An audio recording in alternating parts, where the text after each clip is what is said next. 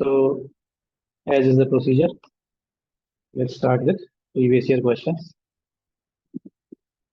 फिर topics को पढ़ेंगे, so we can answer these questions as well.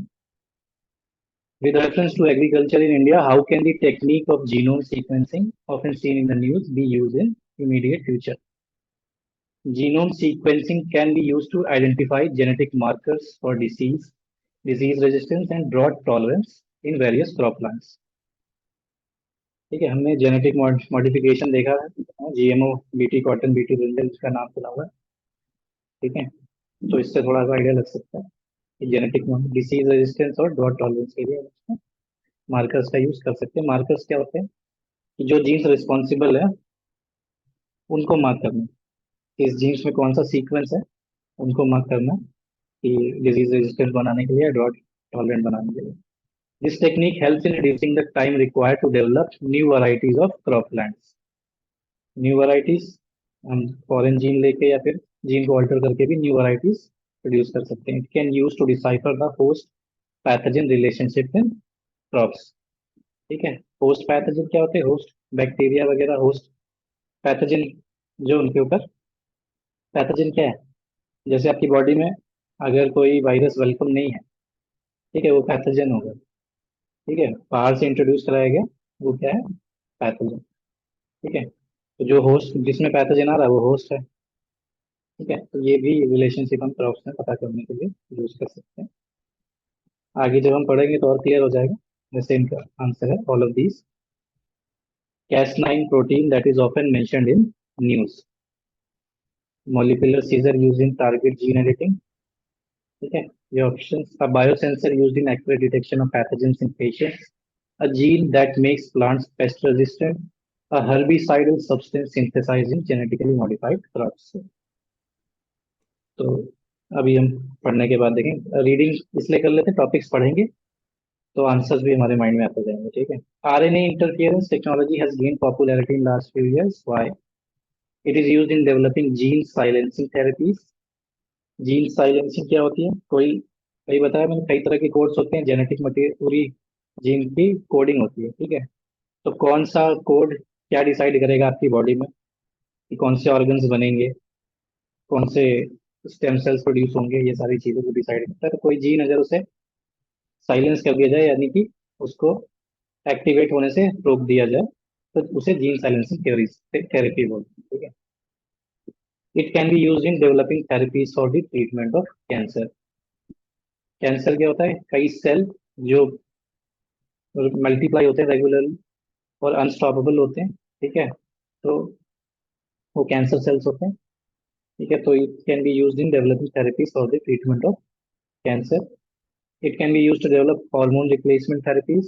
It can be used to produce crop plants that are resistant to viral pathogens. ठीक है, चलो इसको भी देखते हैं. With reference to the recent development in science, which of the following statement is not correct? Functional chromosomes can be created by joining segments of DNA taken from cells of different species. ठीक है, chromosome इसमें keyword है, chromosomes और segments of DNA taken from different species. ठीक, pieces of artificial functional DNA can be created in laboratories. A piece of DNA taken out from an animal cell can be made to replicate outside a living cell in a laboratory. Cloning हमने देखी है। तो ये possible, इसमें क्या लिखा हुआ है? Not correct. तो ये करेक्ट स्टेटमेंट्स हैं। Cells taken out from the plants and animals can be made to undergo cell division in laboratory petri dishes. Cell division outside the body भी हो सकता है, पेट्री डिशेस यानी कि भाई एनवायरनमेंट क्रिएट करके जो इक्विपमेंट होता है उसी को पेट्री डिशेस बोलते हैं. Genetic engineering appraisal committee is constituted under FSA 2006, Geographical Indication of Goods, Environmental Protection Act 1986 या वाइल्ड लाइफ प्रोटेक्शन एक्ट 1972. ठीक है, तो ये है EPA 1986. इसका भी थोड़ा सा बेसिक देखेंगे। अब ये सारे नाम आ रहे हैं, याद रखना. Recombinant DNA technology allows genes to be transferred across different species of plants, from animals to plants, from microorganisms to higher organisms. Next, with reference to stem cells frequently in the news, which of the following statements are correct? Stem cells can be derived from mammals only. Stem cells can be used for screening new drugs. Stem cells can be used for medical therapies. ठीक है, अभी answers नहीं देख रहे हैं इसके, सिर्फ options और क्वेश्चन। वीटी ब्रिंजल है इसके क्वेश्चंस, ये सारे पढ़ने के बाद देखते हैं, ठीक है। अब आते हैं बेसिक्स पे कि क्या होते हैं ये। जीन थेरेपीज की हमने बात की, हमने जीनोम की बात की, तो उससे पहले बेसिक्स में देखते हैं। DNA, genes and chromosomes work together to make you who you are. अब होता क्या है कि सबसे बेसिक ऑर्गेनिज्म क्या होता है? बैक्टीरिया। ठीक है, there is a possibility. Basic शुरू कैसे हुआ था? सिंगल सेल बैक्टीरिया से। तो सिंगल हमारे में क्या, तो सेल्स मल्टीप्लाई होते हैं, बिलियंस ऑफ सेल्स मल्टीप्लाई करके एक ह्यूमन बींग बनाते हैं।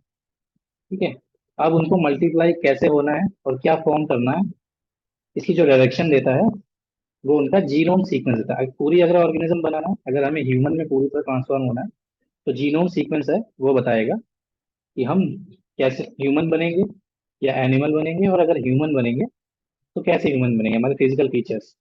हम सब डिस्टिंक्ट हैं, हाँ, अलग अलग सबके फेसेस हैं, सबके प्रॉपर्टीज अलग अलग हैं, बट एक स्पीसी है ह्यूमन। कॉमन कॉमन क्या है? हमारे ऑर्गन्स कॉमन है, ठीक है, वे ऑफ फंक्शनिंग, ब्लड है हमारे में, आरबीसी है, डब्ल्यूबीसी, ये सब कॉमन है। डिफरेंट क्या है? लुक वाइज डिफरेंट है, थोड़े स्किन कलर्स डिफरेंट है, आई कलर डिफरेंट है, हेयर डिफरेंट है, ठीक है। तो ये सब जो डिसाइड करते हैं, वो डिसाइड करते हैं आपके जीनोम। अब जीनोम बनता कैसे है? DNA, genes and chromosomes. ठीक है, डीएनए क्या होता है कि डीएनए कोड्स की तरह होता है। जब आप कंप्यूटर प्रोग्रामिंग करते हैं तो उसमें प्रोग्रामिंग लैंग्वेज होती है, ठीक है, बाइनरी, जैसे 1 0, ठीक है, तो उसी का सीक्वेंस बना के हम बाइनरी डिजिट से एक प्रोग्रामिंग लैंग्वेज बनाते हैं। वैसे ही डीएनए, अपनी बॉडी में डीएनए होता है। डीएनए क्या है कि न्यूक्लियोटाइड्स, डीऑक्सीराइबो न्यूक्लिक एसिड बोलते हैं वैसे फुल फॉर्म इसका। तो वो एक सीक्वेंस बनाता है, 4 चीजें होती हैं, एडेनिन, साइटोसिन, थाइमिन, गुआनिन, ये न्यूक्लियोटाइड्स बोलते हैं, ठीक है। इनका नाम ऐसे जानना जरूरी नहीं, बस ये कि ये कोड्स की तरह होते हैं। जैसे बाइनरी कोड्स 1 0 हो गया, ऐसे इसमें कोड के लिए 4 चीजें हैं हमारे पास, ठीक है, एडेनिन, गुआनिन, साइटोसिन, थाइमिन, ठीक है, ठीक है, तो एसीजीटी, ये सारी चीज। अब इनके जो कॉम्बिनेशन से कोडिंग बनेगी, तो वो हमारा डीएनए सीक्वेंस बन जाएगा, ठीक है। एक कोड जनरेट हो गया, इनको कॉम्बिनेशन, तो वो हो गया डीएनए। अब डीएनए, तो एक चीज हो गई। जीन्स क्या होती है कि हम जानते हैं कि हमारी जीन्स अलग अलग है, कि हमारी जीन्स कहाँ से मिलती है? हमारे पेरेंट्स से, ठीक है। तो पेरेंट के जीन्स, वो जो स्पेसिफिक कैरेक्टरिस्टिक होती है जो हमें डिफरेंशिएट करती है, जो 1% ऑफ द डीएनए है, 1%, वो डिसाइड करता है कि हम कैसे डिफरेंशिएट कर रहे हैं अदर लोगों को, तो वो होता है जीन्स, ठीक है। तो हमारी जीन्स हमारे और भी पेरेंट्स के भी पेरेंट्स और उनसे ट्रांसफर होती हुई चली आ रही है। डीएनए सीक्वेंस, जीनोम 99% सबका सेम, ठीक है। जीनोम सबका सेम है क्योंकि हम ह्यूमंस हैं, कोई भी स्पीसी होगी तो 99% सेम होगा। पर हमें जो आपस में डिफरेंशिएट कर रहा है वो क्या है? हमारे जीन्स, ठीक है। तो जीन्स और जीनोम अलग अलग चीजें हैं, ठीक है। ये नहीं समझना कि दोनों एक ही चीज है, दोनों चीजें अलग अलग है। क्रोमोसोम्स, ये डीएनए का एक पार्ट है, ठीक है। हमारे एक डीएनए बनाने के लिए क्रोमोसोम्स क्या है? जब हम ह्यूमंस की अगर बात करें, तो एक्स एक्स बनता है, तो यानी कि फीमेल, एक्स वाई यानी कि मेल। तो वाई क्रोमोसोम डिसाइड करता है मेल है या फीमेल, ठीक है, एक्स वाई होगा तो मेल होगा, ठीक है। तो ये क्रोमोसोम्स, ये डिसाइड करता है हमारी डिफरेंट कैरेक्टरिस्टिक्स। तो क्रोमोसोम इसका एक पार्ट हो गया डीएनए, ठीक। Chromosomes carry DNA in cells, ठीक है। तो क्रोमोसोम्स में डीएनए का एक पार्ट है। अब एक सेल क्या बेसिक स्ट्रक्चर है? सेल का एक स्ट्रक्चर होगा कि एक आउटर लेयर होगी, अंदर न्यूक्लियस होता है, न्यूक्लियस का सेंटर ऑफ द सेल, ठीक है। और एक सबसे इंपॉर्टेंट चीज होती है माइटोकॉन्ड्रिया। माइटोकॉन्ड्रिया क्या है? हमारी बैटरी, सेल की बैटरी। सेल को जो एनर्जी प्रोवाइड करता है उसे बोलते हैं माइटोकॉन्ड्रिया। और जो एनर्जी प्रोड्यूस होती है उसका नाम होता है एटीपी, एडेनोनिन ट्राइफॉस्फेट। और एटीपी याद रखना है कि हाँ, एनर्जी जो प्रोड्यूस करेगा माइटोकॉन्ड्रिया वो एटीपी होगा। तो माइटोकॉन्ड्रिया निकाल दें तो सेल मर जाएगा, ठीक है। क्योंकि एनर्जी चाहिए हर सेल को रीजनरेट होने के लिए, फंक्शन करने के लिए। अब उस सेल में डीएनए जो है एंटर करेगा क्रोमोसोम के थ्रू, फिर बताएगा सेल को कि तुम्हें कौन सा फॉर्म, कितना डिवाइड होना है, कौन सा फॉर्म लेना है, कौन सा ऑर्गन बनना है। ह्यूमन बनना है तुम्हें, जाइगोट बनना है, ठीक है। ये ह्यूमन की एक प्रोसेस होता है, जब बेबी बॉर्न होता है तो जाइगोट बनता है, फिर उसके बाद वो डेवलप होता है, तो वो सेल को एक डायरेक्शन देता है कि इस डायरेक्शन में तुम्हें ग्रो करना है, ठीक है। तो genes are segments of your DNA which give you physical characteristic that make you unique. Genes की बस ये प्रॉपर्टी है। तो together your body has a complete instruction manual that tells your cells how to behave, ठीक है। तो उनको sales को डायरेक्शन देता है, ये जीनोम जो है एक डायरेक्शन देता है कि इस डायरेक्शन में तुम्हें ग्रो करना है। तो the genome is entire set of DNA instructions found in a cell. तो डीएनए बेसिक हो गया, इसी को रिपीट करके एक पूरा कोड, जो पूरी हमारी किताब लिख दी गई उसे जीनोम बोल दिया, ठीक है। अब डीएनए, एक तो हमने डीएनए पढ़ लिया क्योंकि हम क्या कॉम्प्लेक्स ऑर्गेनिज्म है, ठीक है, तो हमारी कोडिंग थोड़ी कॉम्प्लेक्स होगी। पर बेसिक जब बैक्टीरिया होते थे तो कहा ऐसे जाता है कि पहले आरएनए था, सिर्फ सिंगल स्ट्रैंड था। तो देखो इसमें डबल है, डबल स्ट्रैंडेड, क्योंकि हम कॉम्प्लेक्स हो गए ज्यादा, थोड़ा ह्यूमंस हो गए या फिर और कॉम्प्लेक्स ऑर्गेनिजम्स हो गए। तो उससे पहले था आरएनए। आरएनए ह्यूमंस में होता है या नहीं होता है, ह्यूमंस में भी होता है यार। डीएनए आरएनए के यूजेस होते हैं कई, ठीक है। कभी कभी क्या होता है, डीएनए आरएनए सीक्वेंस भेजता है, एक मैसेज। आरएनए काम क्या करता है बेसिकली, मैसेंजर की, पोस्टमैन की तरह जाता है और बताता है कि तुम्हें ये करना है। डीएनए ने ये कहा है, डीएनए की डायरेक्शन ये है, तो आरएनए एक मैसेंजर की तरह जाएगा और सेल को बताएगा कि तुम्हें ये एंजाइम प्रोड्यूस करनी है, या बहुत सारी चीजें हैं बॉडी के अंदर, फॉस्फेट्स प्रोड्यूस करने हैं, ये सारी डायरेक्शन आरएनए देगा एक मैसेंजर की तरह, ठीक है। मेन लीडर है डीएनए। तो ये डीएनए और आरएनए, उनको समझना इसलिए क्योंकि आरएनए कई टेक्नोलॉजीज होंगी जो आरएनए को एज ए मैसेंजर यूज करेंगी, एमआरएनए टीआरएनए टेक्नोलॉजीज। प्रीफिक्स कभी कभी लग जाते हैं किसी नई टेक्नोलॉजी के आगे। तो ये होता क्या है, ये समझने के लिए डायग्राम। तो केमिकल फॉर्मूला मत देखना, बस ये डीएनए और आरएनए, इनमें डिफरेंस है, ठीक है। एक डबल स्टैंडर्ड है, एक सिंगल स्टैंडर्ड है, दोनों उसी में है, दोनों बॉडी में है हमारे। आरएनए एक मैसेंजर की तरह काम करता है, ठीक है। डीएनए कोड है, यानी कि जिस लैंग्वेज में हम लिखते हैं वो डीएनए है, ठीक है। तो इनका थोड़ा सा डिफरेंस कि डीएनए एंड आरएनए, वो क्या था, डीऑक्सी न्यूक्लिक एसिड था, ये है राइबो न्यूक्लिक एसिड, ठीक है। इनके फंक्शंस अलग हैं। DNA is responsible for storing and transferring genetic information, while RNA directly codes for amino acid and acts as a messenger between DNA and ribosomes to make proteins, ठीक है। Ribosome cell का part है, ठीक है, sales में जाके बताता है, एक मैसेंजर की तरह एक्ट करता है और उसे बताता है कि क्या करना है। RNA is used to transfer the genetic code from the nucleus to the ribosomes to make proteins, ठीक है। सेल का न्यूक्लियस है, उसमें जो वर्कर्स हैं वो राइबोसोम है जो काम कर रहा है, जो प्रोटीन वगैरह बनाएंगे, ठीक है। तो ये वर्कर्स को बताता है जाके बस न्यूक्लियस से कि तुम्हें ये करना है, ठीक है। ये इसकी थ्योरी है।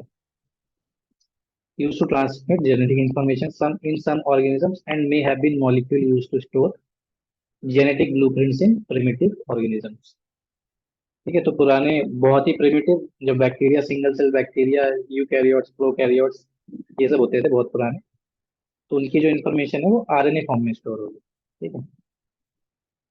कॉम्प्लेक्स ऑर्गेनिज्म जितना होता जाएगा उसमें डीएनए आता है।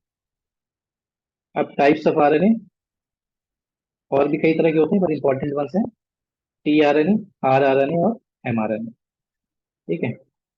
तो टीआरएनए क्या होता है, transfer RNA is held responsible for choosing the correct protein और the amino acids required by the body. अब मोस्टली जो हमारी बॉडी बनी है वो प्रोटीन की बनी है, ठीक है। तो जो ट्रांसफर आरएनए है वो मैसेज पहुंचाता है कि कौन सी प्रोटीन से क्या बनाना है बॉडी में, ठीक है। ये इसका काम है। तो ये ट्रांसफर और अमीनो एसिड, प्रोटीन और अमीनो एसिड की इंफॉर्मेशन टीआरएनए भेजता है। राइबोसोमल आरएनए, आरएनए राइबोसोम्स, मैंने बताया भी राइबोसोम्स क्या वर्कर्स होते हैं जो प्रोटीन क्रिएट करते हैं, ठीक है। तो राइबोसोम्स को बताएगा तो plays a fundamental role in the synthesis and translation of mRNA into proteins. ठीक है, तो राइबोसोम से प्रोटीन बनाते हैं, उनको पहले एक rRNA आएगा, कहेगा कि तुम्हें mRNA का प्रोटीन बनाना है। ठीक है, तो वो बना देगा। बेसिकली rRNA का काम यही है, राइबोसोम को खबर देना कि mRNA बना दे।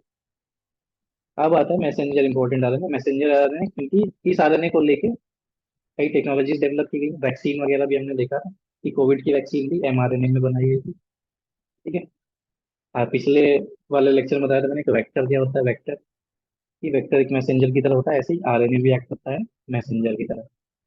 ठीक है, कि उस पर मैसेजेस कोड करके फिर डीएनए में भेजते हैं।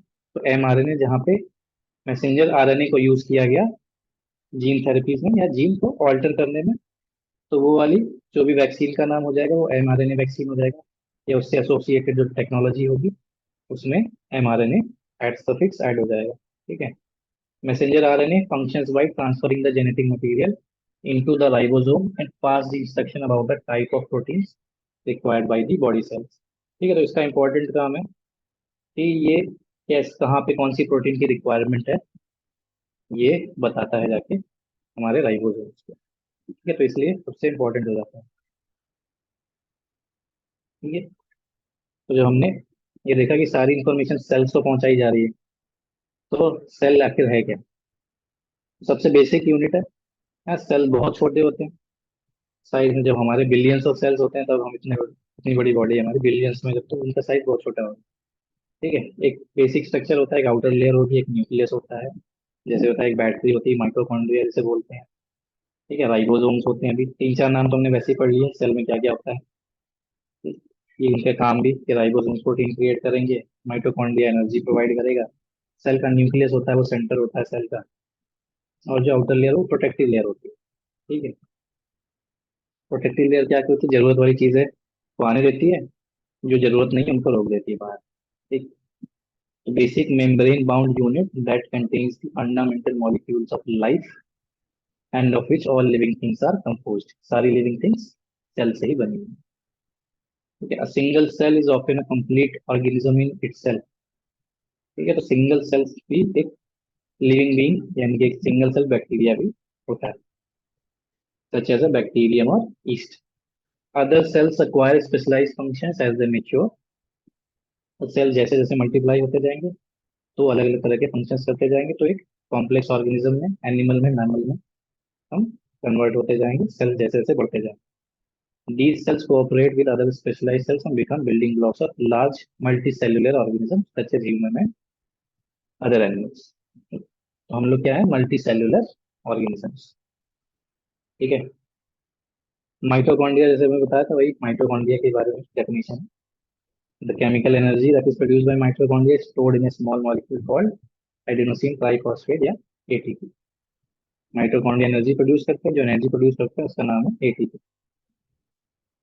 ठीक है, अब ये सारी चीजें हमने देखी। अब देखते हैं कि जीनोम एडिटिंग।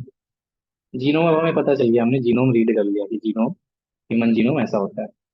ठीक है, अब टेक्नोलॉजीज, एक तो डिसीज के लिए पहली चीज, अगर हम ह्यूमन और एनिमल की बात करें तो डिसीज कंट्रोल के लिए कई जेनेटिक डिसीजेज भी होती हैं। जेनेटिक डिसीज का मतलब क्या है? कई बार ऐसा नहीं कि सब कुछ परफेक्ट ही है। ठीक है, अगर नेचर ने बनाया इसका मतलब परफेक्ट है, कई कई बार जीनोम जो है कोड भी गलत हो जाता है, तो बॉडी जो है सेल्स गलत प्रोड्यूस करने लगती है। कोई ऑर्गन ये दिखता है, किसी किसी में किसी ऑर्गन की ग्रोथ नहीं होती। ठीक है, क्यों? जेनेटिक सीक्वेंस वहाँ पे गलत हो गया। ठीक है, या किसी में ज्यादा ग्रोथ हो गई, 6 फिंगर्स हो गई, 10 फिंगर्स, 11 12 फिंगर्स हो गई।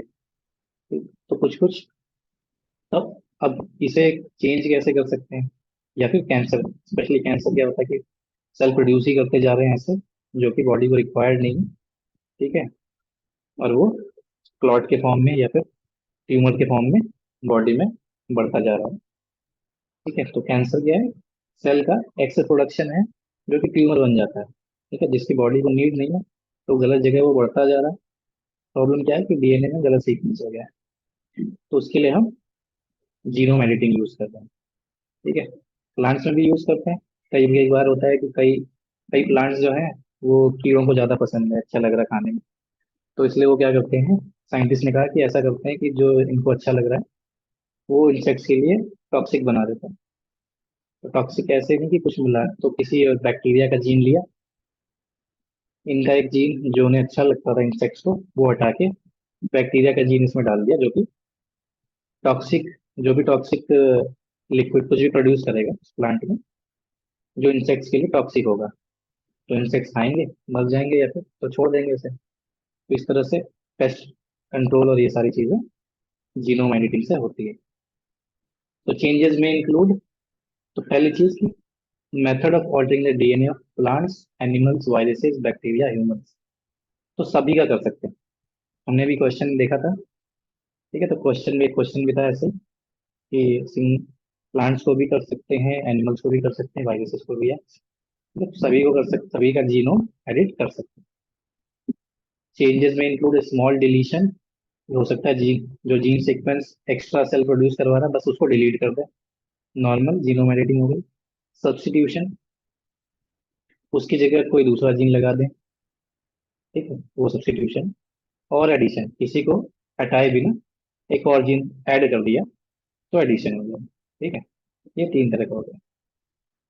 It can help mitigate disease risk and can also be use to change physical traits like colour of the eyes.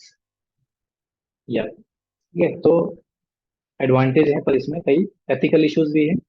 इसका यूज अब डिजाइनर बेबीज में भी होने लगा है, जीनोम एडिटिंग का, कि अपने हिसाब से आई के कलर, हाइट, वाइट, ये सारी कैरेक्टरिस्टिक्स भी इस ऐड करा सकते हैं at the stage of development of the baby. ठीक है, तो ये जीनोम एडिटिंग का बेसिक हो गया। ठीक है, अब ये इसकी टेक्नोलॉजीज कई हैं, बट सबसे फेमस है क्रिस्पर। ठीक है, काफी टाइम से यूज भी हो रही है, और काफी पहले हमने पढ़ी भी थी, क्रिस्पर कैस9। ठीक है, तो क्रिस्पर क्या है, नाम है clustered regularly interspaced short palindromic repeats. अब ये जो जीनोम है, इसी को, जो अनरिक्वायर्ड पार्ट है, यानी डिलीशन के बाद सब्स्टिट्यूशन का प्रोसेस है। ठीक है, जो चीज़ हमें नहीं चाहिए उसको काट के, हटा के, दूसरा जो रिक्वायर्ड पार्ट है उसे ऐड करके, हम जो प्रोसेस होता है उसे बोलते हैं क्रिस्पर। और जो एंजाइम यूज है, अब काटेंगे कैसे, वो तो डीएनए तो बहुत छोटा मॉलिक्यूल है। सीजर का मतलब ये नहीं कि मेटल की सीजर से उस पार्ट को काट के दूसरा पार्ट लगा दिया जाए। उसके लिए हमारी बॉडी में क्या होते हैं, एंजाइम्स।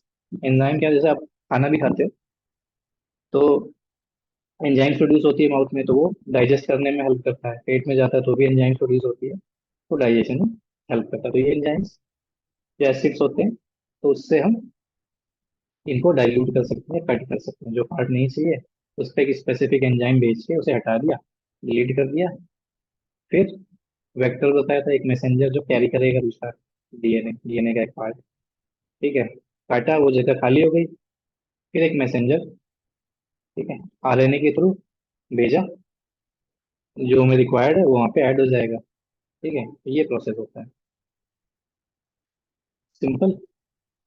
कट किया, दूसरा रिप्लेस किया, जो चीज, जो कट कट कर रहा है वो एंजाइम है, उसे बोलते हैं कैस9। जो इन्फॉर्मेशन लेके आ रहा है वो वेक्टर हो गया एमआरएनए। ठीक है, और इसी टेक्नोलॉजी में अगर वही जीनोम को, क्योंकि बाहर में प्रोग्राम कर सकते हैं, अब जीनोम एडिटिंग इतनी डेवलप हो गई कि डीएनए को हम बाहर प्रोग्राम करके, रिक्वायर्ड जो है बॉडी के बाहर प्रोग्राम करके, उस प्रोग्राम डीएनए को वापस डीएनए में ऐड कर सकते हैं। ठीक है, अब ये जेनेटिक मॉडिफाइड में, ट्रांसजेनिक में नहीं आएगा। क्यों? क्योंकि हमने कोई फॉरेन डीएनए नहीं डाला। जो ह्यूमन डीएनए था, सेम पर्सन का डीएनए, उसी को थोड़ा प्रोग्राम करके, चेंज करके हमने डाल दिया। ठीक है, अगर हम किसी और ऑर्गेनिज्म का डीएनए इंट्रोड्यूस करते तो वो हो जाता ट्रांसजेनिक। ठीक है, अब जब वो ट्रांसजेनिक हो जाएगा, तब वो जाएगा जीईएसी, यानी जेनेटिक इंजीनियरिंग अप्रेजल कमेटी के पास अप्रूवल के लिए। लेकिन अगर उसमें कोई फॉरेन डीएनए ऐड नहीं किया गया, तो जीईएसी के पास भेजने की रिक्वायरमेंट नहीं। ठीक है, वो जेनेटिकली मॉडिफाइड ऑर्गेनिज्म में नहीं आएगा। ठीक है, क्वेश्चन यहाँ से फॉर्म होते हैं। ठीक है, जेनेटिक, तो ये चीज ध्यान रखनी है, कौन सी चीज जेनेटिकली मॉडिफाइड है। ट्रांसजेनिक, ये वर्ड कि ट्रांसजेनिक क्या है, ट्रांसजेनिक मतलब तो स्पीसीज, किसी और स्पीसीज से हमने डीएनए लेके किसी दूसरी स्पीसी में डाला तो वो ट्रांसजेनिक हो जाएगा। जीनोम एडिटिंग सिर्फ अगर आपका डीएनए क्या प्रोग्रामेबल है, हाँ प्रोग्रामेबल है, लैब में प्रोग्राम हो सकता है। ठीक है, ये क्वेश्चन बन सकते हैं। तो अब यही है, इसमें क्या करते हैं, साइट डायरेक्टेड न्यूक्लियस वही Cas9 जो है, तो इस अब तीन चीजों में डिवाइडेड है, SDN1, SDN2 एंड SDN3। पहले दो में क्या होता है, हमारे डीएनए में कोई फॉरेन डीएनए इंट्रोड्यूस नहीं किया जाता। ठीक है, सिंपल हमारा प्रोग्राम डीएनए है, बस जो रिक्वायर्ड नहीं है उसे कट करके दूसरा प्रोग्राम डीएनए इंट्रोड्यूस कर देते हैं, तो SDN1 और SDN2। तो SDN1 और SDN2 में हमें अप्रूवल की रिक्वायरमेंट नहीं होगी। SDN3 फॉरेन जीन इंट्रोड्यूस करते हैं, ये ट्रांसजेनिक है। तो SDN3 जो भी ऑर्गेनिज्म होगा उसमें हमें GEAC की अप्रूवल रिक्वायर्ड होगी। ठीक है, तो अगर क्वेश्चन ऐसा आता है कि क्रिस्पर टेक्नोलॉजी से जीनोम थेरेपी या जीनोम एडिटिंग की गई है, तो क्या उसमें GEAC की रिक्वायरमेंट है? ठीक है, तो SDN1 और SDN2 में नहीं है, और SDN3 में है। ठीक है, ये होगा उसका आंसर। तो अब इनके एग्जाम्पल्स ले लेते हैं। तो क्रिस्पर का यूज है, रिसेंट सबसे रिसेंट क्या है, एक मस्टर्ड वैरायटी यूज की गई है। मस्टर्ड इसे सरसों भी कहते हैं, और सरसों का तेल जो भी यूज करता है उसमें काफी पंजेंट स्मेल भी आती है, जो एकदम देसी यूज करते हैं। तो उसी को अब कंज्यूमर्स को पसंद नहीं, तो उसके लिए, और इसकी दो डिसएडवांटेजेस थी, एक तो कि कंज्यूमर्स को जब स्मेल आती है तो वो पसंद नहीं आता, दूसरा जब हम ऑयल निकाल लेते हैं तो जो उसका रेसिड्यू है वो विलेजेस में उसको फीड करने के लिए, कैटल्स को फीड करने के लिए यूज होता है। ठीक है, अलग अलग नाम है, यूपी में खली है या कुछ ऐसे बोलते हैं हिंदी में। तो उसमें मिक्स करते हैं उनके कैटल फीड में, तो उनको भी प्रॉब्लम्स क्रिएट कर रहा था। ठीक है, गॉइटर वगैरह की बीमारियां कैटल्स में हो रही थी। जो नॉर्मल मस्टर्ड हमारा रेप सीड या लाइन सीड, ये सब इसके थ्रू जो भी हम प्रोड्यूस करते थे, तो उसी को मॉडिफाई किया गया। अब उसका रीजन क्या था, ये हाई अमाउंट में ये होता था, ग्लूकोसाइनोलेट्स। ठीक है, तो सिंपल है, अगर आपने जीनोम सीक्वेंसिंग कर लिया, यानी कि आपको मस्टर्ड का जीनोम पता है कि कौन सा जो कोड है वो ग्लूकोसाइनोलेट प्रोड्यूस करता है। ठीक है, तो जीन थेरेपी हमने देखी, जीन थेरेपी के थ्रू उसमें उसके जीन में जाके वो जीन हटा के रिप्लेस कर देंगे उसे। ठीक है, वो जीन को रिप्लेस करने से क्या होगा, जो ग्लूकोसाइनोलेट प्रोड्यूस करता था, जो अगली वैरायटी है ग्लूकोसाइनोलेट बहुत कम प्रोड्यूस करेगी या नहीं प्रोड्यूस करेगी। पूरा जीन ही हमने हटा दिया जो इंस्ट्रक्शन देता था सेल को कि ग्लूकोसाइनोलेट प्रोड्यूस करो। ठीक है, तो mustard seeds have high level of glucosinolates, a group of sulfur and nitrogen containing compounds, जो कि ये पंजेंट स्मेल क्रिएट करता है। ठीक है, तो ये इससे प्रॉब्लम्स हुई। अब प्रॉब्लम्स विद रेसिड्यू केक वही, जो ऑयल निकालने के बाद जो उसका वेस्ट मटेरियल है उसे रेसिड्यू केक बोलते हैं। ठीक है, तो ये पोल्ट्री और पिग्स में इनडाइजेस्टिबल हो रहा था, प्रॉब्लम्स क्या क्रिएट कर रहा था, goitre and organ abnormalities in life. ठीक, अब इसमें क्या है, वाइल्ड Cas9 एंजाइम हमने देखा कट करने के लिए यूज होता है जीन को, और एक बैक्टीरिया भी यूज किया गया, स्ट्रेप्टोकोकस। अब ये कैसे उस रेंज से बाहर निकला, ये भी तो जेनेटिकली मॉडिफाइड हो गया ना, कि हमने बैक्टीरिया यूज किया स्ट्रेप्टोकोकस, क्या ये पायोजेनिस बैक्टीरिया। ठीक है, अब इस बैक्टीरिया का डीएनए हमने यूज किया, बट होता क्या है कि जो भी ये टॉक्सिन प्रोड्यूस कर रहा है वो जो नेक्स्ट इसकी जनरेशन आएगी उसमें नहीं मिलेगा ऑटोमेटिकली, वो अपने आप ऑटोमेटिक रेजिस्टेंट हो जाएगी, इसका जो भी जीन था वो नहीं मिलेगा, नेक्स्ट जनरेशन जो है ऑटोमेटिकली प्रोड्यूस करेगी, मतलब ग्लाइकोसाइनेट कम प्रोड्यूस करेगी। ठीक है, तो इसलिए उसके अंडर नहीं है। ठीक है, अब इस वैरायटी का नाम क्या यूज किया, कौन सी वैरायटी में यूज किया, वरुणा। ठीक है, Varuna already high yielding variety थी इंडियन मस्टर्ड की, उसी में हमने एक नया जीन ऐड किया है, और उसके थ्रू हमने पंजेंट स्मेल और मोस्टली ये ग्लूकोसाइनोलेट्स को कम किया है। ठीक है। तो क्वेश्चन में दो तीन चीजें क्या इंपॉर्टेंट हो गई। जो वैरायटी थी, वैरायटी का नाम है Varuna, high yielding Indian mustard, glucosinolate को कम करते हैं। इससे प्रॉब्लम क्या होती थी, पंजेंट स्मेल, और जो कैटल्स थी उनमें गॉइटर की प्रॉब्लम या ऑर्गन फेलियर की प्रॉब्लम भी क्रिएट कर रहा है। ठीक है, ये दो चीजें हो गई। अब genetic modification of organ, genetically modified organisms हैं, उनके लिए रेगुलेशन इंडिया में क्या क्या है।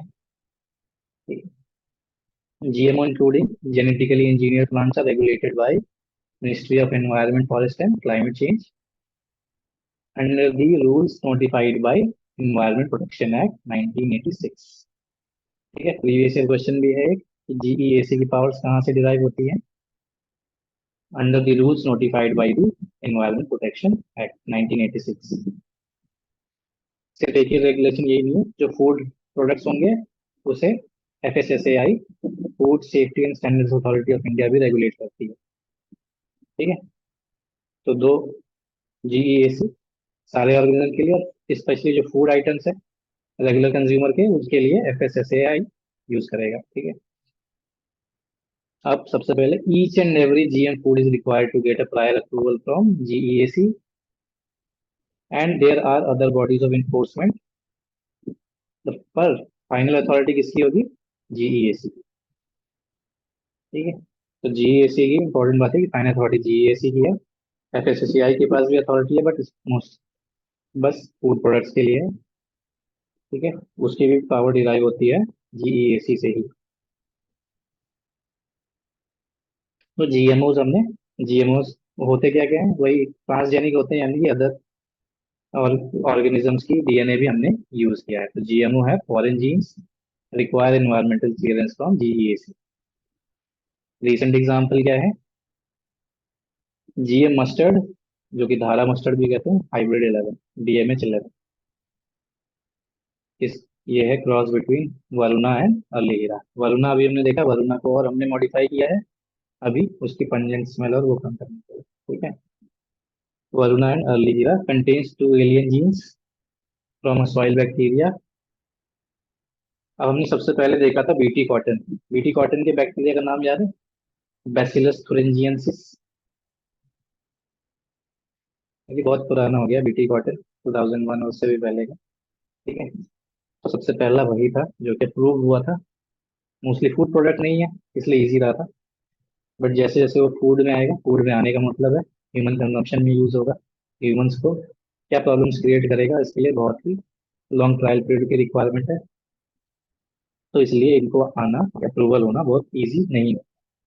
ठीक है, मस्टर्ड से तो फिर भी ऑयल हम डिराइव कर रहे हैं, ऑयल ना, पर फिर आया बीटी ब्रिंजल। ठीक है काफी पुराना, 2007 या उसका, बट हुआ क्या कि पहले इसे अप्रूव कर दिया गया, बट फिर उसके बाद काफी इसके लिए प्रोटेस्ट हुए कि ये ह्यूमंस के लिए प्रॉब्लम क्रिएट कर सकता है, और फ्यूचर वराइटीज ऑफ ब्रिंजल के लिए भी।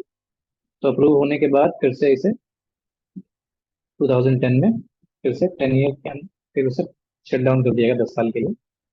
ये अभी एक कूलिंग डाउन पीरियड है, पर 2020 में फिर से ट्रायल फेज में ये आ गया है, और 3 साल का 2020 से 2023 तक फिर से ट्रायल फेज में है, तो कभी भी दोबारा बीटी ब्रिंजल लॉन्च हो सकता है। तो इसलिए बीटी ब्रिंजल भी थोड़ा ना इम्पोर्टेंट हो जाता है। तो इसका जो बीटी है वो भी है बैक्टीरियम बैसिलस thuringiensis। और ये इसमें और कुछ मॉडिफाई नहीं करता, इसके जो भी पेस्ट है ना, पेस्ट प्रॉब्लम बहुत होती थी ब्रिंजल में, तो बस उसको रिमूव करने के लिए इस बैक्टीरिया का DNA यूज किया गया, जो कि एक टॉक्सिन प्रोड्यूस करता है। तो वो टॉक्सिन पेस्ट को मारता है या पेस्ट को दूर रखता है। ठीक है, तो इसके रिलेटेड भी एक क्वेश्चन है, प्रीवियस ईयर क्वेश्चन, कि जो बीटी ब्रिंजल है उसमें जो भी मॉडिफिकेशन किए गए थे वो क्या करते हैं।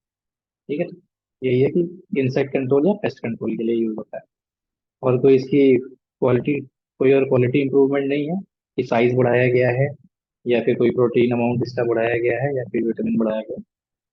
बस पेस्ट कंट्रोल के लिए बीटी ब्रिंजल में जेनेटिक मॉडिफिकेशंस किए गए। ठीक है, तो अभी थोड़ी सी सांस ले लेते हैं, अभी कुछ कंफ्यूजन हो तो बताओ, आगे अभी और भी है, क्योंकि मैंने बोला था कि जीन थेरेपी काफी सारा है और क्वेश्चंस भी बहुत सारे हैं। आप अगर प्रीवियस ईयर क्वेश्चंस में जाओगे तो और बायोटेक्नोलॉजी उसमें डालोगे तो 30 35 40 और लिस्ट बहुत लंबी है।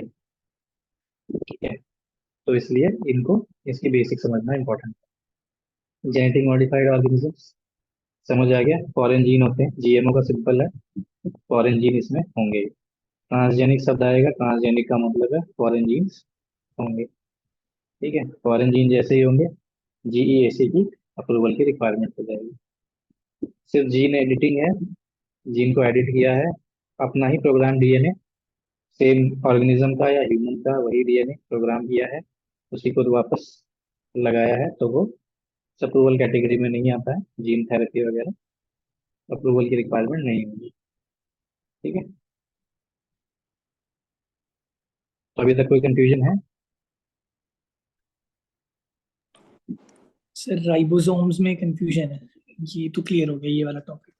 हाँ हाँ, राइबोसोम सेल के अंदर ना कई कंपोनेंट्स होते हैं। ठीक है, एक आउटर लेयर होगी सबसे, आउटर लेयर क्या करती है कि जो रिक्वायर्ड चीजें हैं वो एक फिल्टर की तरह काम करती है, उनको तो अंदर आने देगी, प्रोटेक्टिव लेयर होती है, एक सेल बेसिक सेल होता है, बाकी जो अनरिक्वायर्ड चीजें हैं उनको बाहर रखेगी। ठीक है, फिर अंदर आते ही तीन चार चीजें, एक न्यूक्लियस होगा सेल का, ठीक, उसमें होंगे जीन्स, क्रोमोसोम्स। ठीक, जो बाहर से आते हैं वो सीधा वो न्यूक्लियस के पास जाते हैं, न्यूक्लियस के बगल में होगा एक माइटोकॉन्ड्रिया, और न्यूक्लियस में होगा राइबोसोम। राइबोसोम क्या होते हैं? वर्कर्स होते हैं, यानी कि वो ऑर्गन्स जो प्रोटीन क्रिएट करेंगे। ठीक है, जो भी हमें फूड मिल रहा है, बाहर से एनर्जी मिल रही है, उससे वो प्रोटीन क्रिएट करेंगे। तो बेसिक फूड की रिक्वायरमेंट तो होती है, एनर्जी कहाँ से, प्रोटीन आएगा कहाँ से? प्रोटीन ऐसे ऑटोमेटिकली एयर से प्रोड्यूस नहीं हो जाता, जो भी फूड होता है, इवन बेबी क्योंकि वूम के अंदर है तो भी उसको जो फूड कहाँ से होता है, जो भी मदर फूड लेगी उससे ही। तो अंदर के जो भी राइबोसोम्स हैं वो फूड को कंज्यूम करके उससे प्रोटीन जनरेट करेंगे, जीनोम उन्हें डायरेक्शंस देगा कि भाई क्या प्रोटीन यूज से आपको कैसे सेल बनाना है। ठीक है, हाँ तो बताओ राइबोसोम में क्या कंफ्यूजन है? ये बेसिक कंफ्यूजन था, मतलब वर्कर्स होते हैं और ये जो भी फूड आता है उसके ऊपर कंज्यूम करके प्रोटीन्स प्रोड्यूस करते हैं। हाँ, तो ओके। अपनी सेल्स की बेसिक यूनिट यही है, प्रोटीन, प्रोटीन से ही मोस्टली प्रोटीन और लिपिड्स, ये सारी रिक्वायर्ड तो सब होता है, बट मेन कंपोनेंट क्या है? प्रोटीन से है ना, मसल्स क्या प्रोटीन से बनती हैं, ऑर्गन्स के ज्यादातर प्रोटीन से ही बने होते हैं। ठीक है, तो प्रोटीन हमारी basic requirement. Understood sir. Okay, आगे बढ़ते हैं।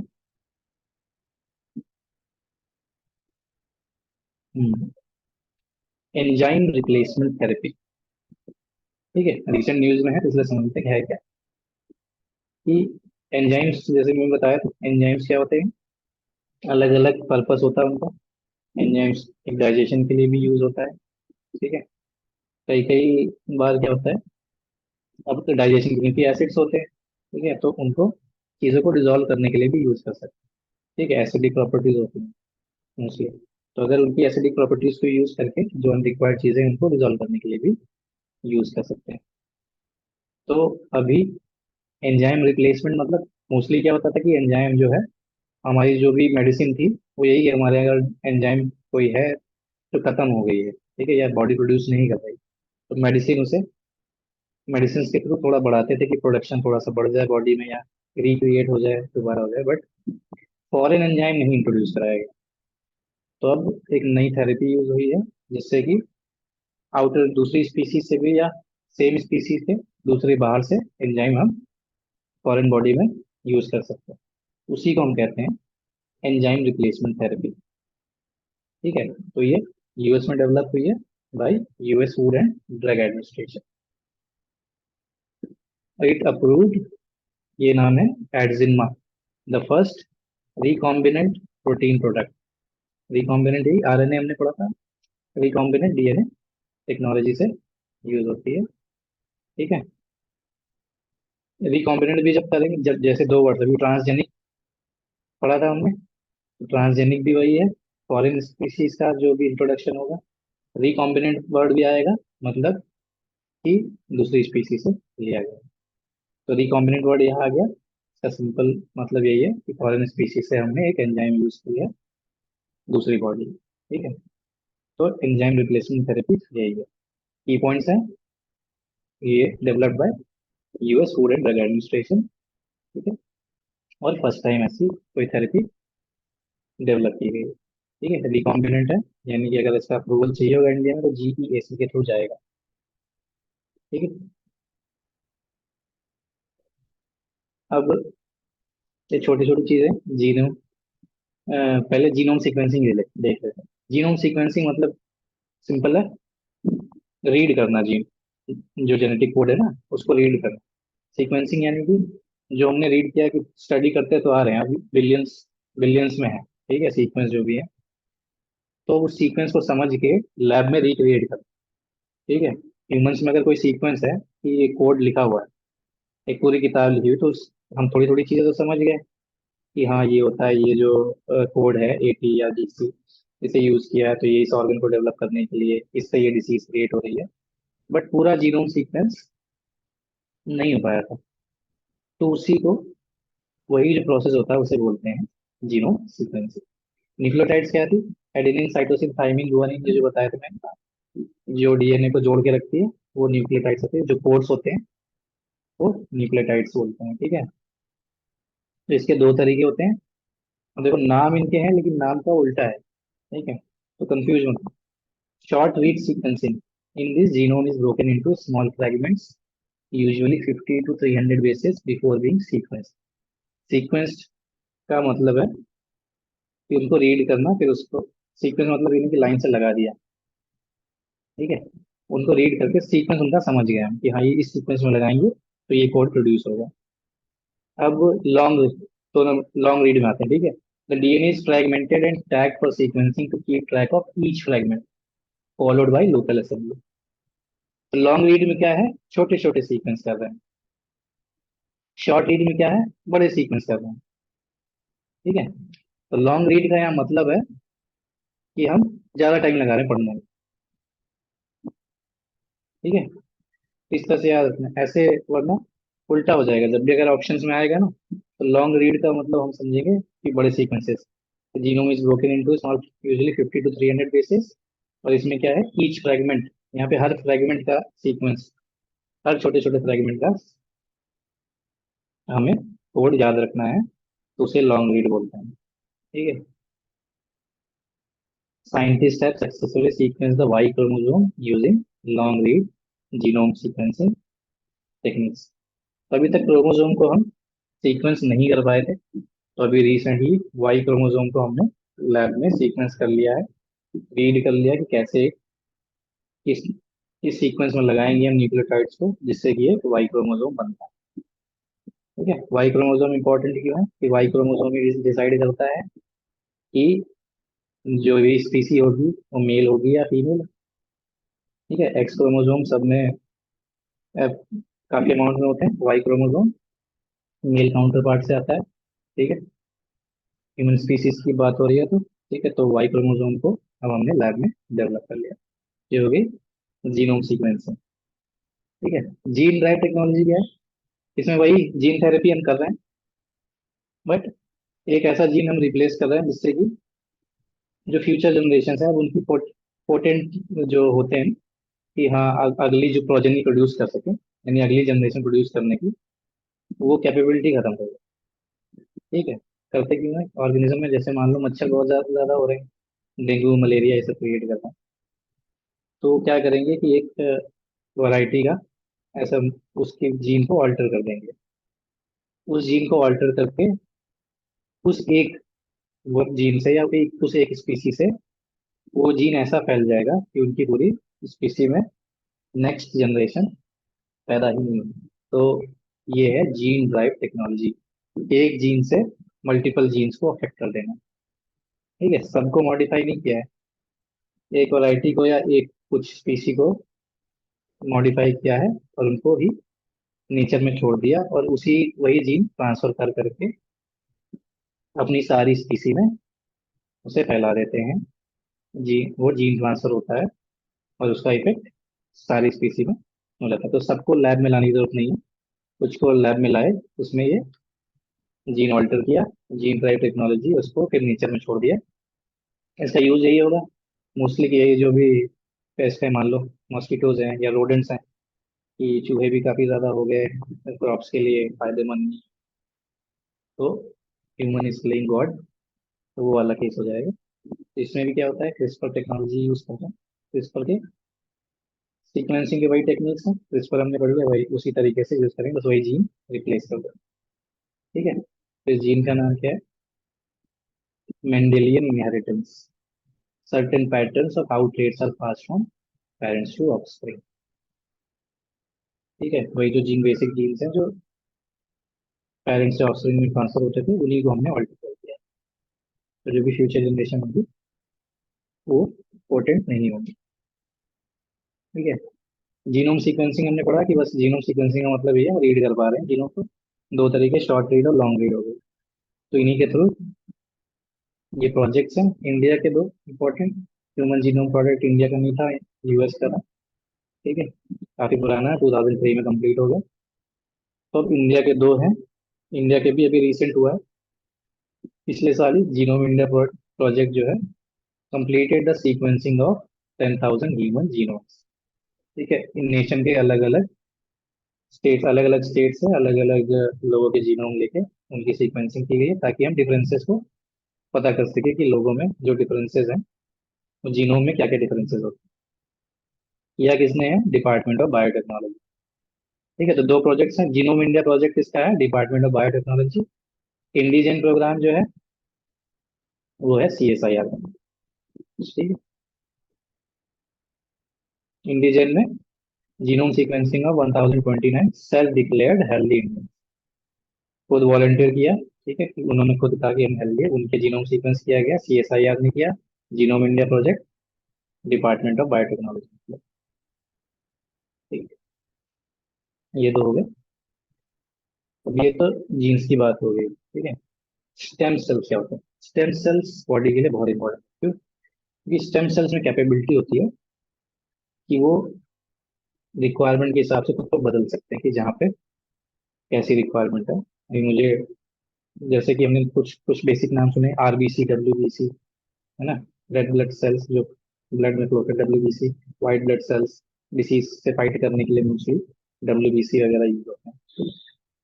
तो स्टेम सेल्स क्या है, स्टेम सेल्स नॉर्मल सेल्स हैं जिनको हम RBC या WBC में हम ट्रांसफॉर्म कर सकते हैं। ठीक है, तो उसको देखें, और उनकी मेन खास बात क्या है कि वो अगेन रीजनरेट हो सकते हैं, नए नए मल्टीप्लाई होते हो सकते हैं। ठीक है, तो रीजनरेटिव कैपेबिलिटी बहुत होती है। ठीक है, तो स्टेम सेल से बहुत सारी टेक्नोलॉजी डेवलप की है। तो बेसिक स्टेम सेल्स का ये देख लेते हैं कि they have unique ability to develop into specialised cell types in the body. तो स्टेम सेल को स्पेशलाइज्ड सेल टाइप में बदल सकते हैं। चार तरह के होते हैं, टोटीपोटेंट, प्लूरीपोटेंट, मल्टीपोटेंट, यूनिपोटेंट, और उससे इम्पोर्टेंट वाला देखेंगे। ठीक है, एक स्टेम सेल थेरेपी होती है, जिसमें क्या होता है कि नए स्टेम सेल्स को डैमेज टिश्यू, टिश्यू क्या है कि कोई भी अगर आपकी टिश्यू हर जगह होती है, स्किन के अंदर भी या फिर इवन आपकी वेन्स वगैरह भी, उनमें टिश्यूज होते हैं, अगर डैमेज है, डैमेज मतलब उसके जो सेल्स हैं वो मल्टीप्लाई नहीं हो रहे हैं, ठीक है, रीजनरेट नहीं हो रहे हैं, तो वहां पे नए स्टेम सेल्स को इंट्रोड्यूस कर देंगे, तो वो डैमेज टिश्यू की जगह ले लेगा, रीजनरेट कर देगा। ठीक है, तो वो होती है stem cell therapy, stem cell को डैमेज टिश्यू में इंट्रोड्यूस करना, ताकि वो डैमेज टिश्यू रीजनरेट हो जाए। ठीक है, तो दो तरह से होता है, अगर पेशेंट के खुद के स्टेम सेल यूज किए गए हैं तो ऑटोलोगस, ऑटो मतलब सेल, ठीक है, ऑटोलोगस ट्रांसप्लांटेशन, और अगर किसी दूसरे के यूज किए गए हैं फ्रॉम अ डोनर तो एलोजेनिक ट्रांसप्लांटेशन। तो मोस्टली क्या होता है, स्टेम सेल्स जब भी लिए जाते हैं तो बोन मैरो, एक दवा दी जाती है जिससे bone marrow stem cell produce करेगा। ठीक है, फिर वही, जैसे कि डायलिसिस होती है, तो ब्लड को बाहर निकल, ब्लड से स्टेम सेल सेपरेट करेंगे। ठीक है, फिर उसे भी और कर लेते हैं, तो स्टोर कर सकते हैं स्टेम सेल को बॉडी के बाहर भी। फिर जब जरूरत होती है किसी को, तो डोनर्स के थ्रू, जब जब मैच होता है तो डोनर्स के थ्रू दूसरे को भी हम डोनेट कर सकते हैं स्टोर्ड स्टेम सेल, या खुद ही हम अपने स्टेम सेल भी स्टोर करवा सकते हैं। जब जब रिक्वायरमेंट होगी तो दोबारा ब्लड ट्रांसफ्यूजन के थ्रू स्टेम सेल्स को हम इंट्रोड्यूस करा देंगे बॉडी में, तो जो भी रीजनरेट नहीं हो रहे थे वो जनरेट हो जाएंगे। ठीक है। अभी इम्पोर्टेंट में एक नई वो थेरेपी डेवलप हुई है। A team of scientists from the University of Cambridge and California Institute of Technology have created first synthetic human embryo-like structures in the world using। अब स्टेम सेल्स की खासियत है हर तरह के सेल प्रोड्यूस कर सकते हैं, तो ह्यूमन एम्ब्रायो भी क्या है, सेल्स का मल्टीप्लिकेशन ही है ना। एम्ब्रायो क्या है, पहली स्टेज है। ठीक है, एम्ब्रायो फॉर्म होगा, फिर जाइगोट फॉर्म होगा, फिर वो ग्रो करेगा। अब ह्यूमन एम्ब्रायो तो किसी से ले नहीं सकते, ये हमें रिसर्च करना है।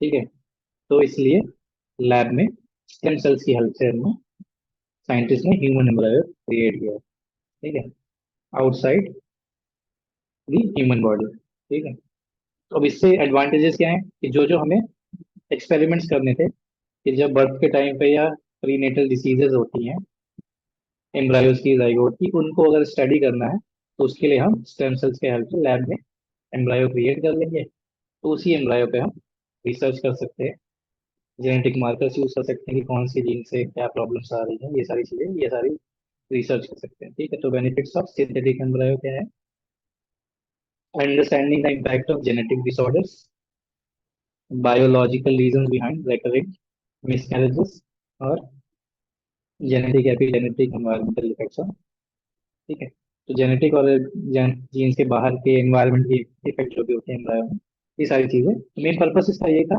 कि एम्ब्रायो एक हमने आर्टिफिशियल प्रोड्यूस किया है जो कि वैसे ही फंक्शन करता है जैसे कि ह्यूमन एम्ब्रायो है, क्योंकि हमने ह्यूमन स्टेम सेल से प्रोड्यूस किया है। अब हम इस पे रिसर्च कर सकते हैं। ठीक है, डिजीज के बारे में, जेनेटिक और एनवायरमेंटल इम्पैक्ट्स के बारे में, ये स्टेम सेल्स की थेरेपी। ठीक, तो ये स्टेम सेल्स हमने बेसिक ऑफ स्टेम सेल्स पढ़ा। स्टेम सेल्स के भी एप्लीकेशन भी पढ़ेंगे बाद में। अभी जो हमने ये सारी चीजें पढ़ी, तो दोबारा से अब हम क्वेश्चन देखते हैं क्या क्या क्वेश्चन हम दोबारा आंसर कर पाएंगे।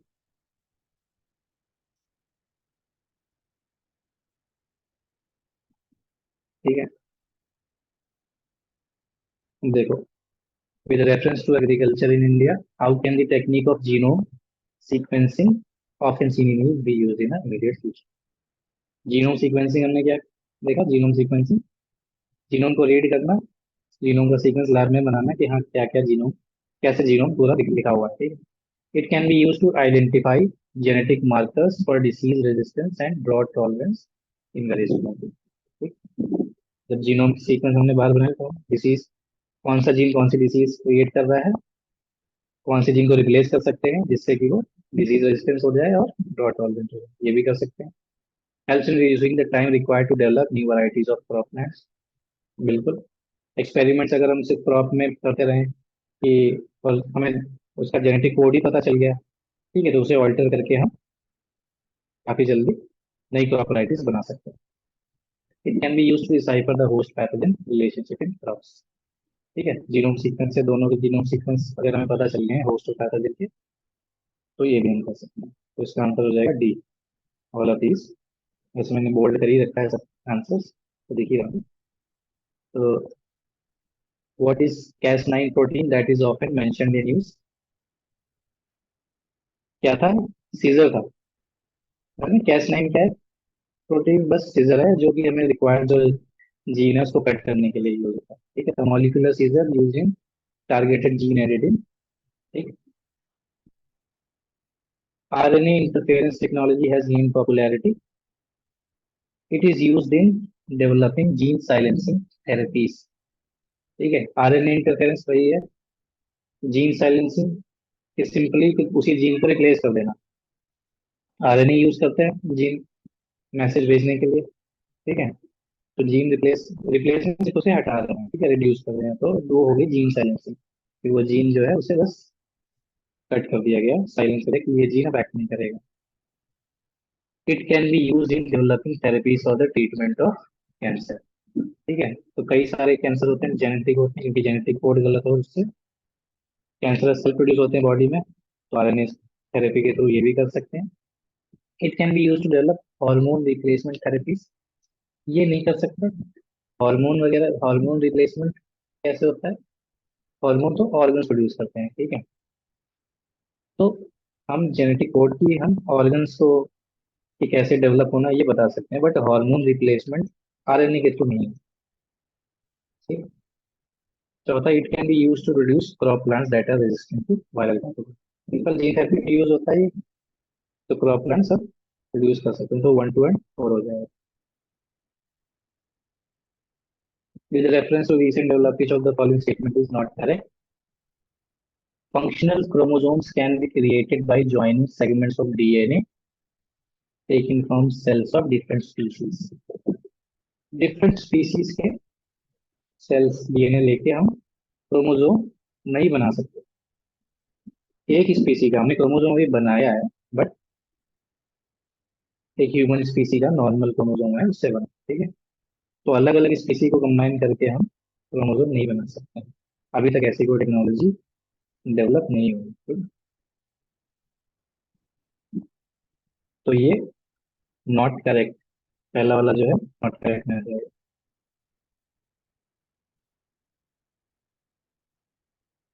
जीईएसी की बात करते हैं, जेनेटिक इंजीनियरिंग अप्रेजल कमेटी।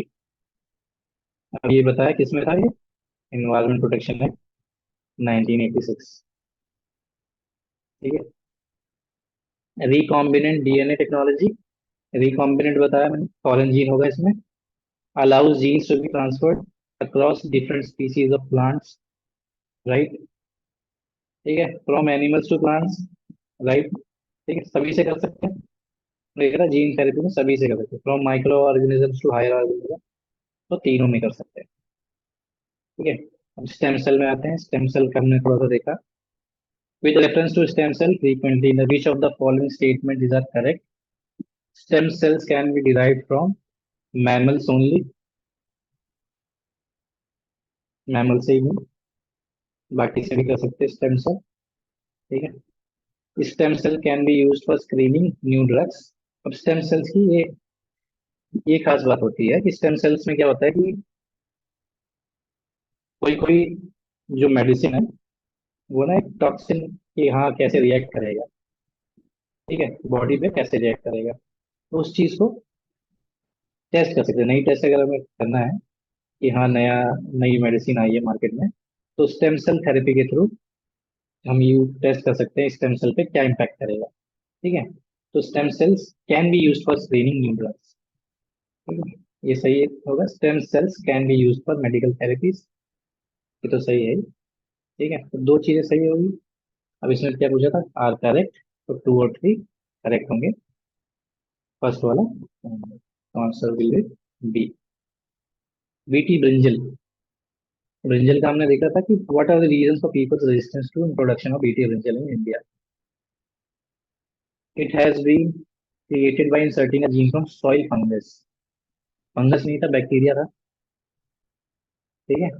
तो बैक्टीरिया, तो ये ऑप्शन 1 गलत हो जाएगा।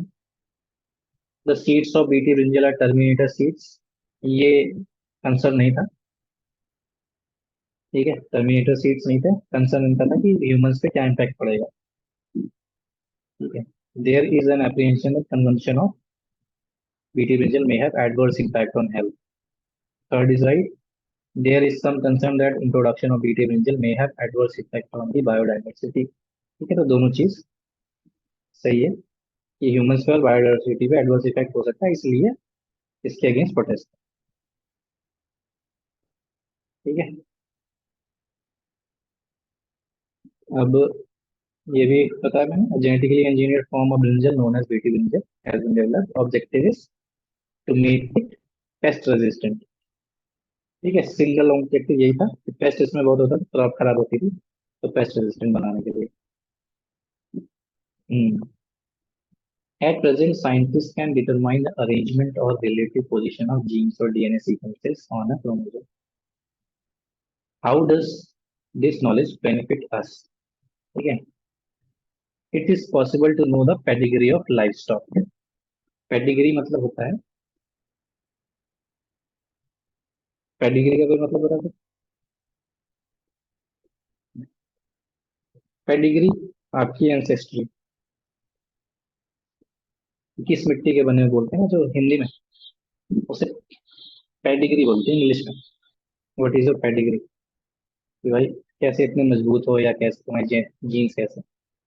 तो it is possible to know the genetics of life stock. ठीक है, तो उनके पेरेंट जीन्स भी पता किए जा सकते हैं through DNA sequences. It is possible to understand the causes of all human diseases. All कैसे होगा, जेनेटिक जेनेटिक डिसीजेस मोस्टली। ठीक है, जीन सीक्वेंस से ये पता कर सकते हैं कि जेनेटिक डिसीजेस कैसे होंगे, ऑल डिसीजेस नहीं। It is possible to develop disease resistant animal breeds, ये भी कर सकते हैं। ठीक है, कि जो जेनेटिक डिसीजेस हैं, या फिर दूसरा फॉरेन जीन इंट्रोड्यूस करके भी डिसीज रेजिस्टेंस ब्रीड्स बना सकते हैं। ठीक है, तो ये देखो इतने सारे, अभी तो फिर भी काफी कम क्वेश्चंस लिए थे इनमें से। अभी आगे के भी चीज, जब stem cell CAR T cell therapy देखेंगे और भी क्वेश्चंस आएंगे, तो ये थोड़ा इंपॉर्टेंट पार्ट हो जाता है इसका। ठीक है, तो ये थोड़ी सी बेसिक्स बता दिए मैंने इसके। बेसिक्स का ये काफी सारे क्वेश्चंस में हमें हेल्प करेंगे क्वेश्चन को सॉल्व करने में, अगर ये चीजें याद रहेगी तो। कि डीएनए क्या होता है, क्रोमोसोम क्या होता है, सीक्वेंसिंग क्या है, जीनोम क्या है, जीनोम सीक्वेंसिंग क्या है, ये सारे स्टेम सेल्स क्या है। ठीक है, राइबोसोम्स, एमआरएनए, टीआरएनए, ये सारे। तो अब आप कोई क्वेश्चन हो तो बताओ।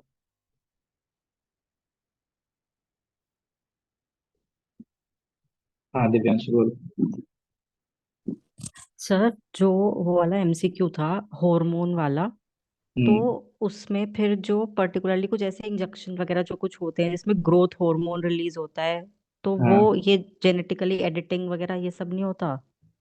नहीं वो इनको जेनेटिक कौन? है, नहीं वो तो मेडिसिन है सिंपल। कि आपकी कोई ऑर्गन को, ऑर्गन्स क्या कैसे प्रोड्यूस करते हैं, ऑर्गन्स उस वे में डेवलप हुए हैं कि उनको हार्मोन प्रोड्यूस कर रहा है। ठीक है, अब हम्म। वो कोई प्रॉब्लम हो गई उस ऑर्गन में, तो वो हार्मोन मेनली मेनली क्या हार्मोन प्रोड्यूस करते हैं, उन्हें बोलते हैं ग्लैंड्स। ठीक है, यस सर। तो ग्लैंड्स जो है उसने हार्मोन प्रोड्यूस करना बंद कर दिया। तो ग्लैंड्स की एक रिक्वायरमेंट रही होगी, इसको ये प्रोटीन नहीं मिला या ये विटामिन नहीं मिला, इस वजह से वो ग्लैंड जो है ये हार्मोन प्रोड्यूस नहीं करता। तो मेडिकली वो क्या करेंगे, इंजेक्शन देंगे जिससे उसे वो प्रोटीन या विटामिन जो भी चाहिए होगा रिक्वायर्ड, वो मिलेगा। ठीक है, स्पेशली होता है उसे रीस्टार्ट कर देना। ठीक है, जेनेटिक्स का मतलब ये है कि उस ऑर्गन को ही मॉडिफाई कर देना कि भाई अब, लेकिन ऑर्गन अगर आप जीन्स में भी जाएंगे तो ऐसे थोड़ी ना होगी। किडनी तो अगर आप वो मिल ही नहीं रहा है, जो रिक्वायर्ड प्रोटीन और विटामिन है, वो जीन्स थोड़ी ना दे सकते हैं, है ना। वो तो ठीक है। सिंपल सी चीज है कि बाहर से ही इंट्रोड्यूस करना पड़ेगा, मेडिसिन के थ्रू, इंजेक्शन के थ्रू।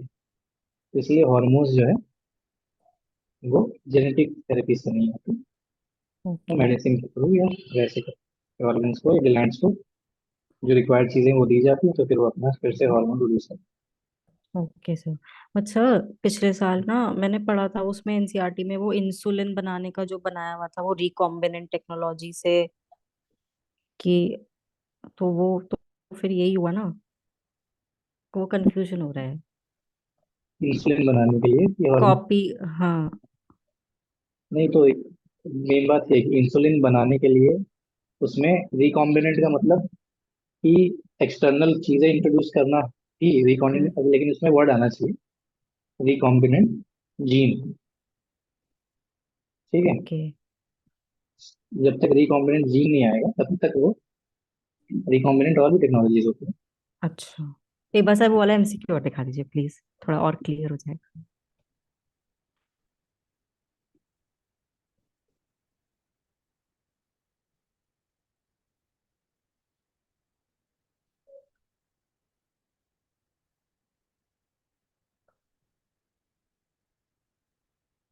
हार्मोन रिप्लेसमेंट थेरेपीज हम्म। डेवलप, ठीक है सर। एक बार और पढ़ूंगी तो क्लियर हो जाएगा। Thank you sir.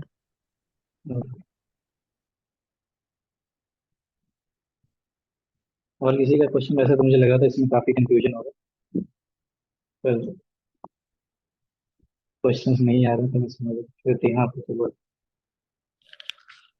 सर जैसे वो जो क्वेश्चन में ऑप्शन था कि हम ऑल डिजीजेस को पता कर सकते हैं। तो हम्म। उसमें हम जेनेटिक को पता कर सकते हैं, और जो वायरल या बैक्टीरियल इन्फेक्शन होंगे उसके लिए हम वायरस का जीन सीक्वेंसिंग कर लें तो। तो आपने ह्यूमन जीनोम सीक्वेंस किया, ठीक है, उससे आप ये जी। थोड़ी ना पता लगा पाए कि वायरल डिसीज कैसे होती है। किसी का आपने अगर जीनोम सीक्वेंसिंग कर लिया, तो ये हम्म। देखो, दो लोगों का हमने जीनोम सीक्वेंसिंग किया, ठीक है, एक नॉर्मल है, ठीक है, एक को कैंसर है, ठीक है, हम्म। तो दोनों के जीनोम सीक्वेंस में जो डिफरेंस होगा, तो उससे हम ये आइडेंटिफाई कर सकते हैं कि इस जीनोम सीक्वेंस क्योंकि इसमें ये थोड़ा सा अलग है, इसकी वजह से ये कैंसर प्रोड्यूस हो रहा है, ठीक है। पर वायरल डिसीजेज में दोनों का सेम होगा, वो तो बॉडी वायरस तो बॉडी रिएक्ट कर रही है ना। जीनोम सीक्वेंस तो दोनों का, वायरस जीनोम सीक्वेंस कुछ कुछ वायरस करने लगेंगे, ठीक है, वो फ्यूचर में होगा, जैसे कोरोना वायरस में भी था कि हाँ कुछ जेनेटिक ऑल्टरेशन भी हुए हैं उस लेवल हम्म। तक, क्योंकि वायरस अभी हमने लास्ट में एक पेज पढ़ा था लास्ट लेक्चर में कि वायरस को हम वेक्टर्स की तरह यूज करते हैं, क्योंकि वायरस ने टेक्निक निकाली है सेल को इन्फिल्ट्रेट करने की, ठीक है। तो इसके थ्रू वायरस कुछ कुछ करने लगे हैं, बट अभी ऐसा कोई जीन ऑल्टरेशन नहीं, पर हम ये नहीं पता लगा सकते कि जीनोम सीक्वेंसिंग के कि इसकी वजह से ये वाली वायरल डिसीज होती है, या इसकी वजह से किसी का पेट खराब है या हेडेक है, ऐसे नहीं। दूसरी डिसीजेस और भी होती हैं, जेनेटिक डिसीजेस अलग हैं, जो जेनेटिकली ट्रांसफर होती हैं, ठीक है, उनकी बात हो रही है। जेनेटिक डिसीजेस वो एक्सटर्नल फैक्टर से, एनवायरनमेंट के फैक्टर से, फूड से या किसी दूसरी चीज के कांटेक्ट में आने से कोई डिसीज आ रही है, तो वो जब तक आपके जीन को अफेक्ट नहीं करेगी तब तक आप उस डिसीज को आइडेंटिफाई नहीं कर सकते,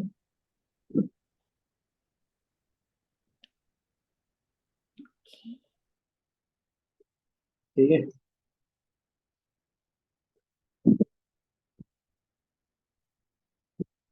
चलो, और किसी के क्वेश्चंस नहीं है तो हम, हाँ दिव्यांशु बोल। सर, जितना आप करा रहे हैं वो तो जैसे डिफेंस वाला आपने जो चीजें कराई थी, जो मैंने हम्म, PD 365 पढ़ी तो उसमें हम्म, मैचिंग हो रही थी, लेकिन उसके हम्म। अलावा उसमें इतनी सारी चीजें एक्स्ट्रा हैं। तो अब सिर्फ यही यही करना है जो आप करा रहे हैं, या वो बुक पूरी पढ़नी है? PT 365 रीड करनी है, ठीक है। ओके। मैं ये क्लासेस PT 365 नहीं पढ़ा रहा हूँ पूरी, मैं तुम्हें जो उसके आसपास चीजें कॉन्सेप्ट है। लिखी होती है ना, कॉन्सेप्ट्स, कि ये ऐसा है वो ऐसा है, फैक्ट्स, मैं फैक्ट्स यहाँ पे तुम्हें रीड कर दूंगा, उससे क्या फायदा। करेक्ट, या तो हमें करने पड़ेंगे। हाँ, फैक्ट्स यहाँ पे लिख के एक PPT बना के रीड कर दूंगा, है ना? तो उससे लेकिन कोई फायदा होगा ना। बात है कि यस उसके सर। पीछे का जो कॉन्सेप्ट है वो मैं यहाँ पे समझा दूँ, ताकि जब तुम उसे रीडिंग करोगे तो एक बार में समझ आ जाए कि क्यों हो रहा है। ऐसे तुम तीन तीन चार चार बार पढ़ना पड़ता है कि हुआ क्या। यस। ऐसे कम से कम ये थियरीज यहाँ पे कॉन्सेप्ट समझा दे रहा हूँ, तो उससे रीडिंग में समझ आ जाता है कि हाँ इसमें क्या हो रहा है, इसमें क्या हो रहा है, ये तो किस। इजी हो जाता है। हाँ, ये चीज है। दो ही पर्पज, एक तो इजी हो जाएगा रीड करना, दूसरा जब क्वेश्चन भी आएगा तो उसे क्वेश्चन समझने में भी इजी हो जाएगा कॉन्सेप्ट। यस। जैसे थैंक कॉन्सेप्ट यू समझ सर। जाओगे ना, क्वेश्चन में जैसे ही नाम आएगा, Cas9 CRISPR और ट्रांसजेनिक और ये नाम आएंगे, तो तुरंत वो चीज क्लिक करेगी कि हाँ, फिर ऑप्शंस में भी आपकी नजर जाएगी। तो ये कॉन्सेप्ट जानने का ये फायदा यस। है।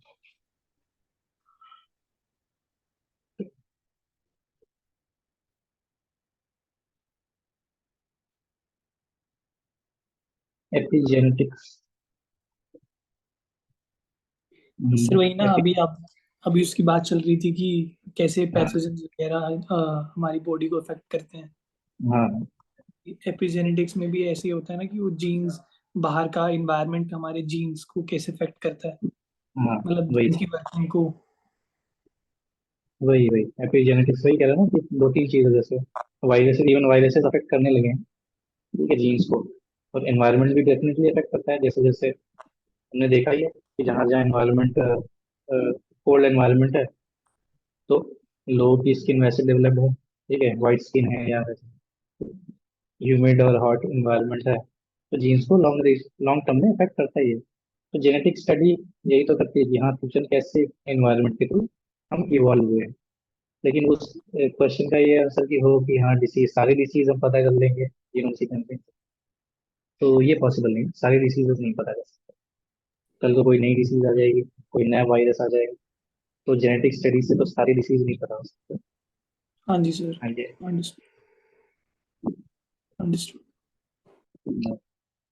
एपिजेनेटिक बताना रह गया था। एपिजेनेटिक देखो करण ने बता दिया भाई, बाहर का एनवायरनमेंट कैसे एपिजेनेटिक्स को अफेक्ट करता है, उस टर्म को एपिजेनेटिक्स। ठीक है, चलो आज की क्लास इसीलिए मुझे लगती, मैंने जल्दी थी कि टाइम टेकिंग थी, बट इंटरनेट ने धोखा दे दिया। चलो फिर नेक्स्ट क्लास में मिलेंगे।